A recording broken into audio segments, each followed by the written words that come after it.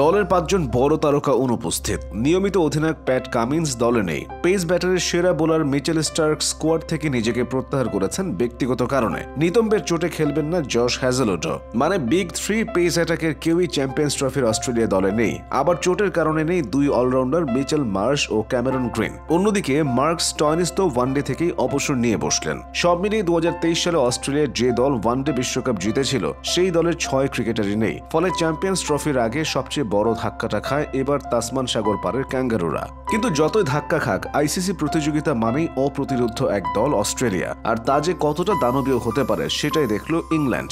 এত নেয়ের মধ্যেও চ্যাম্পিয়ন্স ট্রফির ইতিহাসে দলীয় সর্বোচ্চ রানের রেকর্ড গড়ে ঝোড়ো ব্যাটিংয়ে ইংলিশদের উড়িয়ে যাত্রা শুরু করেছে অজিরা।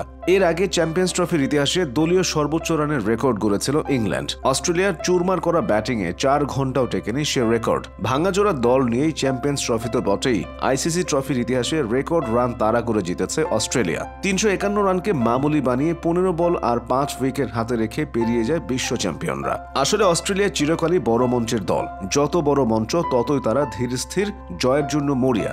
নার্ভ ধরে রেখে ম্যাচ বের করে আনবে এই দল। 2023 বিশ্বকাপে দেখুন না, গত 2 যুগের সেটাই কি সবচেয়ে দুর্বল অজি দল কিনা তা নিয়ে চলছিল বিচার বিশ্লেষণ। বিশ্বকাপে অস্ট্রেলিয়ার সেই দলটি যে চ্যাম্পিয়ন হতে ফাইট দেবে এমন আলোচনাও কোথাও ছিল না। প্রথম ম্যাচে ভারতের সঙ্গে আর দ্বিতীয় ম্যাচে সাউথ আফ্রিকার সঙ্গে হারের পর তো সামাজিক মাধ্যমে উল্টো শুরু হয় নানা রঙ্গরসিকতা। এরপর আফগানিস্তানের বিপক্ষে প্রায় 300 রানের টার্গেটে নেমে 90-এর কোটাতেই নেই 7 উইকেট। চোখ রাঙাচ্ছে বড় পরাজয়। সেমিতে ওঠাই যখন অনিশ্চিত, ক্রিজে থাকা শেষ স্বীকৃত ব্যাটার গ্ল্যান ম্যাক্সওয়েল এরপর যা করেছেন তা ক্রিকেট ইতিহাসে রূপকথা হয়ে রইবে। পেশিতে টান পড়ায় পাই নাড়াতে পারছিলেন না। ক্রিকেট ব্যাটিং মানেই বোলের লাইনে পা নিয়ে ব্যাট চালানো। কিন্তু ম্যাক্সওয়েল দেখালেন এসব কথার কথা। ঠায় দাঁড়িয়ে পেস বোলারদেরও রিভার্স সুইপ করেছেন। এদিক সেদিক উড়িয়ে মেরে বল ফেলেছেন সীমানার বাইরে। 292 রানের লক্ষ্যে খেলতে নেমে একাই করলেন 201। সেদিনই অজিরা বুঝিয়ে দেয় চোখ তাদের শিরোপাতেই। অস্ট্রেলিয়া এমনই, তাদের সবচেয়ে বড় শক্তি দাঁতে দাঁত চেপে লড়াই করা। হার নিশ্চিত হওয়ার আগে হার স্বীকার না করার মানসিকতা, যেটি বারবার দলকে নিয়ে গেছে ধরাছোঁয়ার বাইরে। 2015 সালের বিশ্বকাপে ঘরের মাটিতেও একই অবস্থা।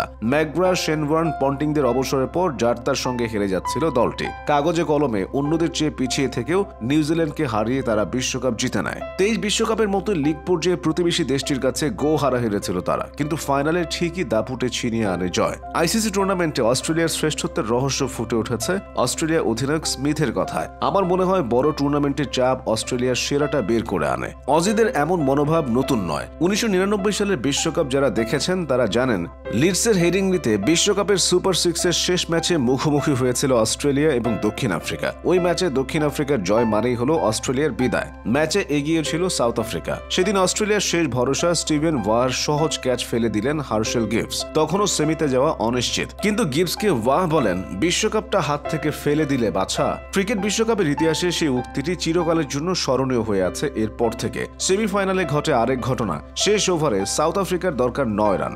2 বলে 2টি 4 মেরে সমীকরণটা 4 বলে 1 রানে নামিয়ে আনেন ল্যান্স ক্লুজনার। তবু হাল ছাড়েনি অস্ট্রেলিয়া। সব ফিল্ডারদের সীমানা থেকে 15 গজে নিয়ে এসে যে মানসিক চাপ তারা তৈরি করে সাউথ আফ্রিকার উপর, তাতে ভেঙে পড়ে তারা।